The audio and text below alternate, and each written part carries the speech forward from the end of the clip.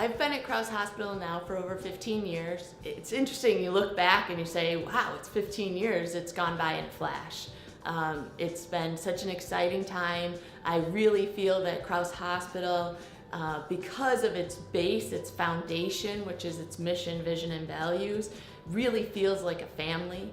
The mission, vision, and values that we have here are not just words on a piece of paper, but it's what we practice, it's how we operate the hospital, it's how we take care of patients every day. And to me, that really is an environment that I love to be in. I really have over the years met some incredible people. I feel like they're part of my family now. Every day there's new people that join the organization that I get to meet, and there's patients and families that come through here that they're so grateful for the care that we're providing that it's inspiring and it makes you want to come back every day.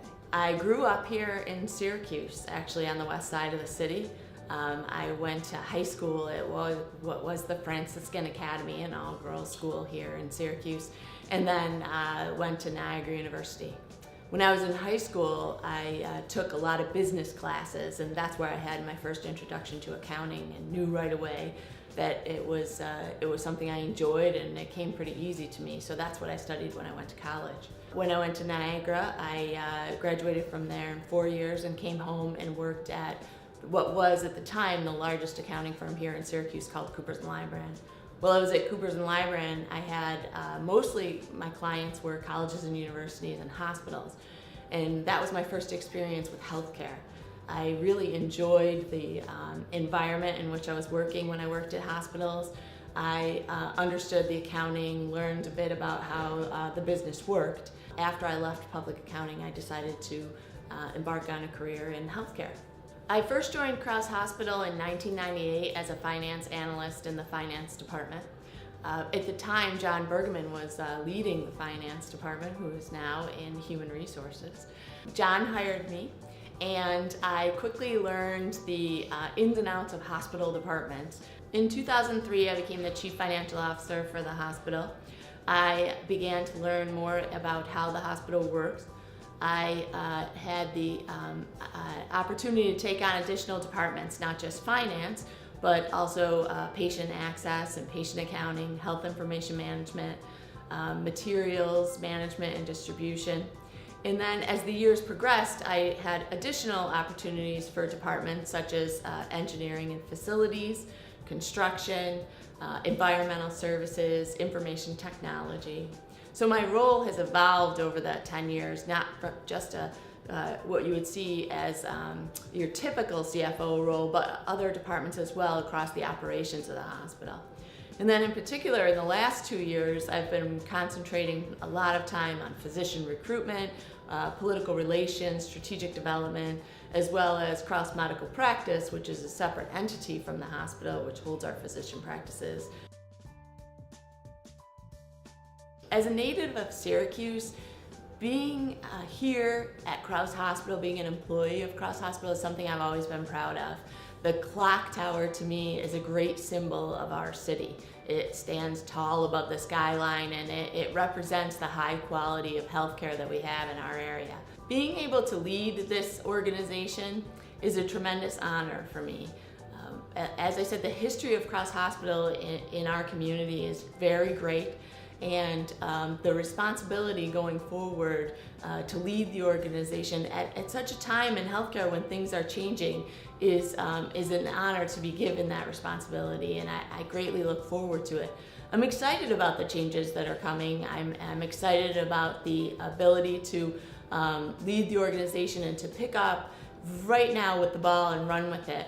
I think we're on a tremendous stride. Dr. Cronenberg is leaving the organization in a wonderful position, not just financial position, which is very secure right now, but also in the position of growth and opportunity, and the position to just improve upon the quality of care that we've provided.